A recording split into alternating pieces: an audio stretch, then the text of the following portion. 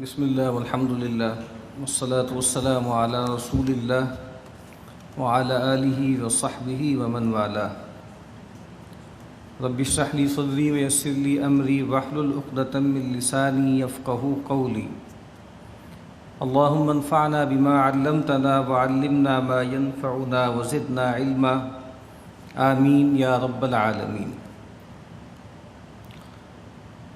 عورتوں کے حوالے سے حسن سلوک کی روایتیں ہم ان کا مطالعہ کر رہے تھے۔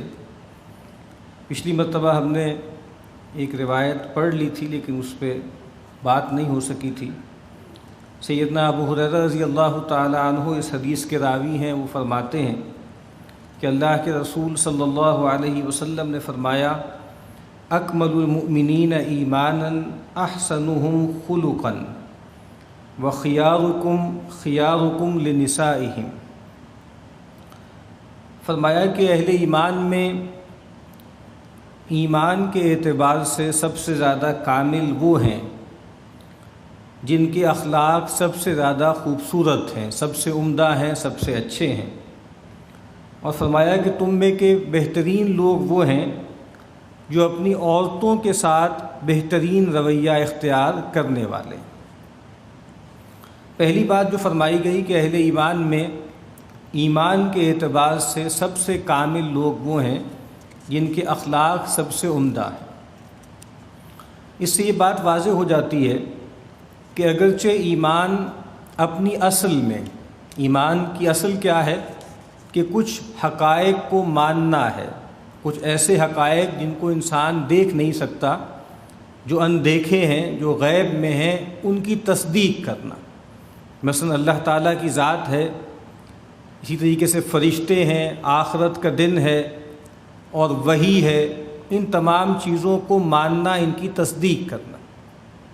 تو ظاہری بات ہے کہ ایمان اپنی اصل کے حوالے سے، اپنے کانٹینٹ کے حوالے سے کانسٹنٹ رہتا ہے، گویا وہ مستقل ہے، اس میں تبدیلی نہیں آتی۔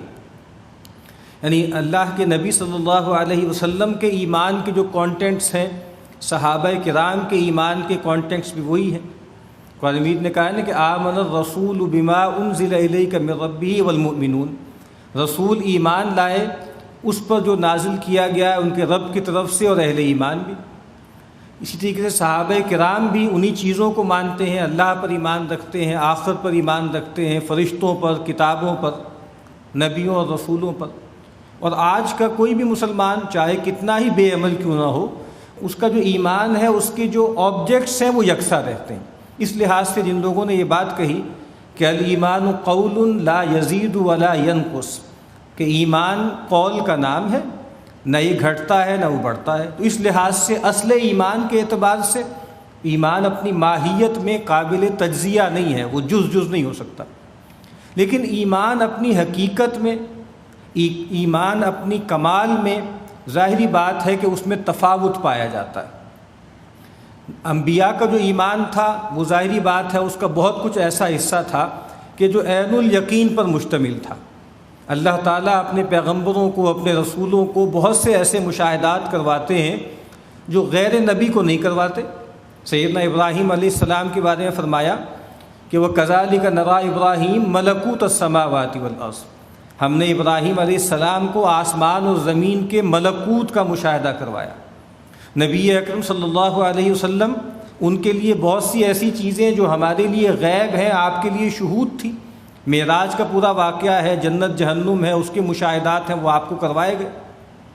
تو ظاہری بات ہے یہ جو فرق ہے یہ بہت زیادہ فرق ہے پیغمبروں میں، غیر پیغمبروں میں، صحابہ کرام کے ایمان میں، اور آج کے مسلمانوں میں جو نیک لوگ ہیں ان کے ایمان میں۔ تو یہ بہت تفاوت پایا جاتا ہے، خود قرآن مجید میں اس کا کئی جگہ پہ تذکرہ ہے۔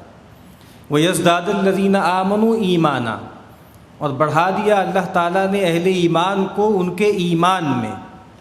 ایک جگہ فرمایا وَالَّذِينَ اهْتَدَوْا زَادَهُمْ هُدًى وَآتَاهُمْ تَقْوَاهُمْ، وہ لوگ کہ جو ہدایت کی راہ اختیار کرتے ہیں ہم ان کی ہدایت میں اضافہ کر دیتے ہیں اور ہم ان کو ان کا تقوی ادا کرتے ہیں۔ وَيَزِيدُ اللَّهُ الَّذِينَ اهْتَدَوْا هُدًى، اور ہم اضافہ کر دیتے ہیں ان لوگوں کی ہدایت میں کہ جو ہدایت کی راہ اختیار کرتے ہیں۔ تو ایمان میں تفاوت ہے، ایمان گھٹتا بڑھتا بھی ہے، اور ایمانی کیفیات میں بھی ہر انسان کو اس کا تجربہ ہے کہ کسی کا ایمان کمتر ہے، کسی کا برتر ہے۔ اس طرح سیدنا جو ہے حنظلہ رضی اللہ تعالیٰ عنہ نے خود رسول اللہ صلی اللہ علیہ وسلم کے سامنے اس کا اظہار فرمایا کہ ایک حضوری کی کیفیت وہ ہوتی ہے کہ جو آپ کی صحبت میں ہوتی ہے۔ فرمایا کہ جب آپ ہمیں جنت اور جہنم کے ذریعے یاد دہانی کرواتے ہیں تو ایسا لگتا ہے کہ جیسے وہ ہماری دیکھی ہوئی چیزیں ہیں، ہماری آنکھوں کے سامنے۔ لیکن جب ہم اپنے گھر بھر میں چلے جاتے ہیں، اپنے کام وام میں لگ جاتے ہیں تو ایمان کی وہ کیفیت نہیں رہتی۔ اسی طریقے سے منافقین کے بارے میں قرآن مجید نے یہ بات ارشاد فرمائی، ایک خاص واقعے کے حوالے سے فرمایا کہ ہم للکفر یومئذ اقرب منہم للایمان، کہ اس دن یہ منافقین ایمان کی نسبت کفر سے زیادہ قریب تھے۔ تو یہ بات ہم سب کے مشاہدے میں ہے، ہم سب کا تجربہ ہے کہ ایمان گھٹتا بھی ہے، بڑھتا بھی ہے۔ ایمان جو ہے وہ بہت جیسے بیس لائن پر ہوتا ہے، اور ایسا ایمان بھی ہوتا ہے کہ جو انسان کو اللہ کی راہ میں قربانیاں دینے پر آمادہ کرتا ہے۔ تو یہاں فرمایا کہ اہل ایمان میں کون لوگ ہیں کہ جو ایمان کے اعتبار سے سب سے زیادہ کامل ہیں؟ تو نبی اکرم صلی اللہ علیہ وسلم نے فرمایا احسنہم خلقا، جن کے اخلاق سب سے خوبصورت ہیں، سب سے عمدہ ہیں۔ اخلاق کسے کہتے ہیں؟ اخلاق کہتے ہیں تعلق اور اس کے آداب کو، اللہ سے تعلق اس کے آداب، بندوں سے تعلق اس کے آداب۔ عام طور پہ اخلاق کا لفظ اللہ کی نسبت سے نہیں بولا جاتا، لیکن اپنے عموم میں اخلاق کا لفظ ہر تعلق کو محیط ہے۔ اللہ تعالیٰ سے تعلق صحیح بنیادوں پر استوار ہو جائے اور بندوں سے تعلق بالکل درست اور عمدہ جگہ پر جو ہے وہ قائم ہو جائے، اس کو اخلاق کہتے ہیں۔ حافظ ابن قیم علیہ رحمہ کی ایک تصنیف ہے مدارج السالکین، اس میں انہوں نے مختلف ایک کتاب کی شرح ہے، بنیادی طور پہ منازل السائرین، ابو عبداللہ انصاری حضوی کی کتاب ہے، اس کی شرح ہے۔ اس میں انہوں نے جو اخلاق کا باب باندھا ہے، اس میں بہت سے اقوال نقل کرتے ہیں وہ، اور تفصیل کرتے ہیں کہ اخلاق اسے کہتے ہیں، اسے کہتے ہیں، اسے کہتے ہیں۔ لیکن اس پورے باب کو ختم کرتے ہیں وہ ایک قول پر، عبد القادر جیلانی علیہ رحمہ کے ایک قول پر اس کو ختم کرتے ہیں اور کہتے ہیں کہ اخلاق کی اس سے عمدہ تعریف ممکن نہیں ہے۔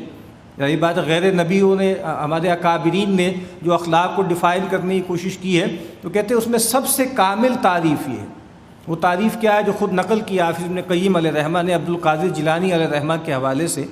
وہ کہتے ہیں کہ اخلاق اسے کہتے ہیں کہ کن مع اللہ بلا خلق، اللہ تعالیٰ کے ساتھ ہو جاؤ، جب تمہارا معاملہ اللہ کے ساتھ ہو تو اس میں مخلوق کو دراندازی کا موقع نہ دو۔ اللہ کے ساتھ ہو جاؤ مخلوق کے بغیر، اس کے حجاب کے بغیر، براہ راست اللہ سے تعلق قائم کرو۔ اور پھر کہا کہ وَكُن مع الخلق بلا نفس، اور مخلوقات کے ساتھ ہو جاؤ، مخلوقات کے ساتھ معاملہ کرو بغیر نفس کے، نفسانی خواہشات کو درمیان سے نکال کر۔ تو یہ بہت خوبصورت تعریف ہے۔ اللہ سے تعلق استوار کرو تو جیسے من و تو کا ایک رشتہ ہو، اس میں درمیان میں کوئی نہ ہو، اور جب مخلوقات کے ساتھ معاملہ کرو تو اس میں اپنے نفس اور اس کی جو خواہشات ہیں اس کو دراندازی کا موقع نہ دو۔ ویسے اخلاق کہتے ہیں ایسی عادتوں کو، ایسے رویوں کو جو انسان سے بے تکلف صادر ہوتے ہیں، جس کے لیے فکر کی، غور و فکر کی، ارادے کی حاجت بھی نہیں ہوتی، جو انسان کی عادت ثانیہ بن جاتے ہیں۔ اور آپ کو معلوم ہے کہ دو الفاظ ہیں، دونوں کا روٹ ورڈ ایک ہی ہے، خلق اور خلق، اور دونوں کے اندر بنیادی چیز کیا ہے؟ سٹرکچر کا ہونا، ایک شکل، ایک حیت، ایک سٹرکچر۔ تو ایک سٹرکچر وہ ہوتا ہے جو بصارت کے ذریعے دیکھا جاتا ہے، وہ کیا ہے؟ وہ خلق ہے، وہ فزیکل سٹرکچر ہے، ایک آدمی کا سٹیچر ہے، اس کا قد بت ہے۔ اور ایک حیت وہ ہوتی ہے کہ جو بصیرت کے ذریعے حاصل ہوتی ہے، جو بصیرت کے ذریعے دیکھی جاتی ہے، وہ کیا ہے؟ وہ خلق ہے۔ اور انسان ان دو چیزوں ہی کا مجموعہ ہے، دو سٹرکچرز کا مجموعہ ہے۔ اسی لیے نبی اکرم صلی اللہ علیہ وسلم کی جو دعا ہے آئینہ دیکھنے کی، اس میں دونوں کا تذکرہ ہے کہ اللہم کما حسنت خلقی فحسن خلقی، اے اللہ جیسے تو نے میری خلقت کو، میرے فزیکل فیچرز کو خوبصورت بنایا ہے، عمدہ بنایا ہے، اعلیٰ بنایا ہے، اے اللہ تو میری باطنی شخصیت کو یعنی میرے اخلاق کو بھی خوبصورت بنا دے۔ تو یہاں نبی اکرم صلی اللہ علیہ وسلم فرما رہے ہیں کہ اہل ایمان میں ایمان کے اعتبار سے سب سے کامل وہ ہیں جن کی اخلاق سب سے عمدہ ہیں۔ اور اس لحاظ سے تو قرآن مجید نے ہمیں نبی اکرم صلی اللہ علیہ وسلم کے اسوے کی طرف رہنمائی کی ہے۔ فرمایا کہ وَإِنَّكَ لَعَلَىٰ خُلُقٍ عَظِيمٍ، اے نبی صلی اللہ علیہ وسلم آپ تو انتہائی عمدہ، انتہائی عظیم اخلاق پر فائز۔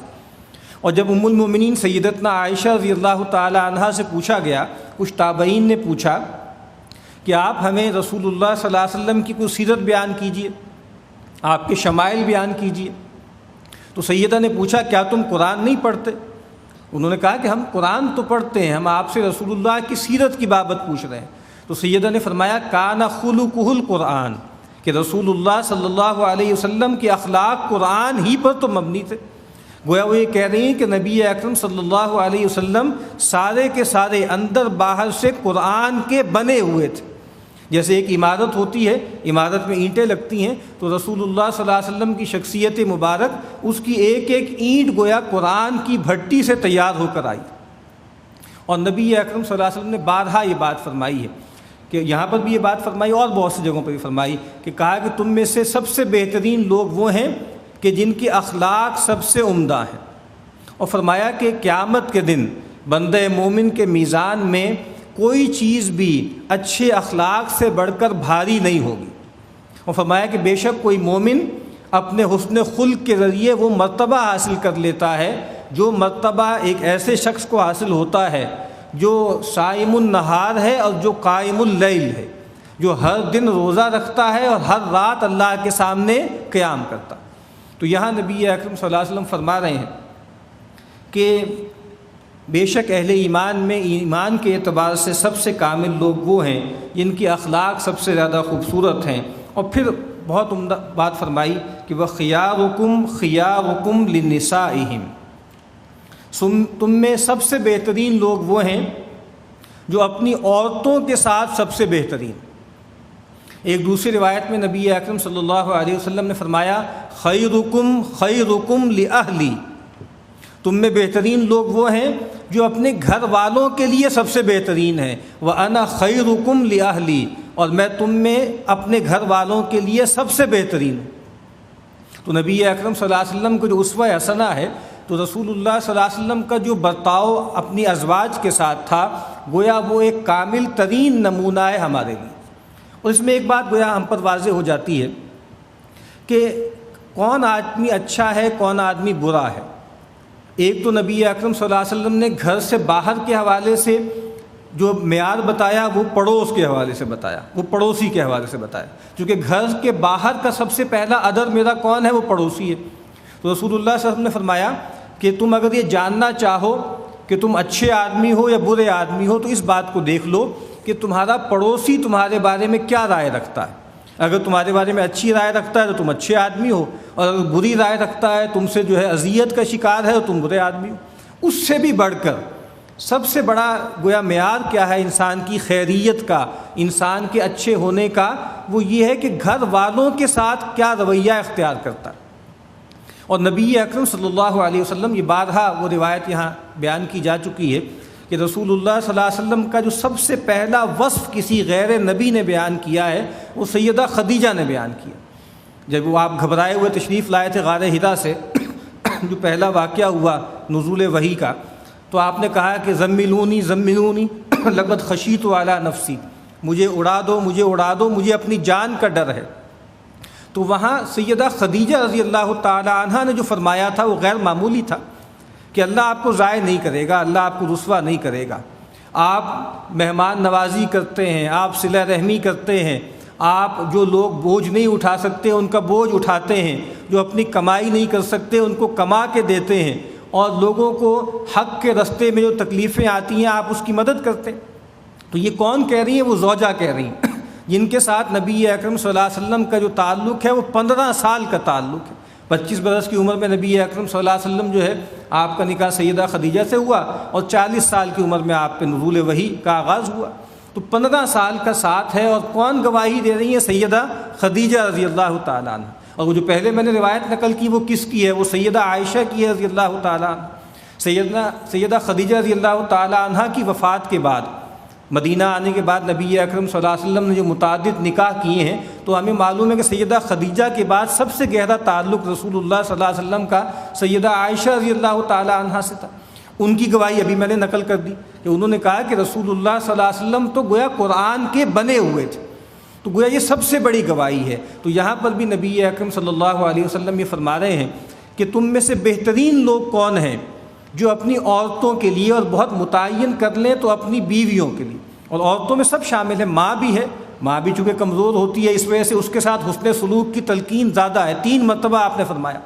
اسی طریقے سے بیٹیوں کے حوالے سے ہم پڑھ چکے ہیں پیچھے، کیونکہ بیٹی کو ایک بار سمجھا جاتا تھا، ایک بوجھ سمجھا جاتا تھا، تو اس سے حسن سلوک کا تذکرہ الگ سے روایتوں میں ہم نے پڑھا، اور خاص طور پہ یہاں پر گویا بیویوں کے حوالے سے کہا کہ تم میں سے بہترین وہ ہیں جو اپنی عورتوں کے ساتھ بہترین۔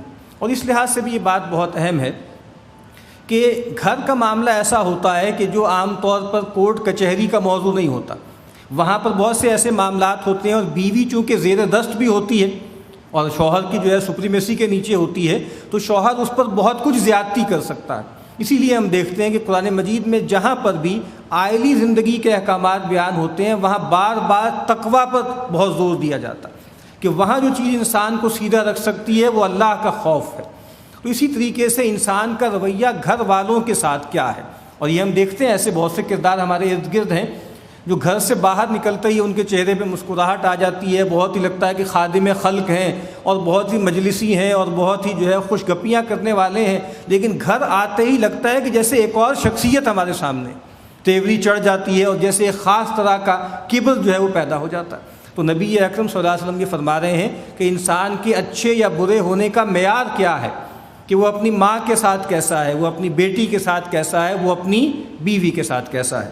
تو نبی اکرم صلی اللہ علیہ وسلم نے فرمایا کہ اہل ایمان میں ایمان کے اعتبار سے کامل ترین وہ ہیں جن کے اخلاق سب سے خوبصورت ہیں، اور فرمایا کہ تم میں بہترین لوگ وہ ہیں جو اپنی عورتوں کے ساتھ بہترین ہیں۔ دعا ہے کہ اللہ تعالی ہمیں اس کی توفیق عطا فرمائے۔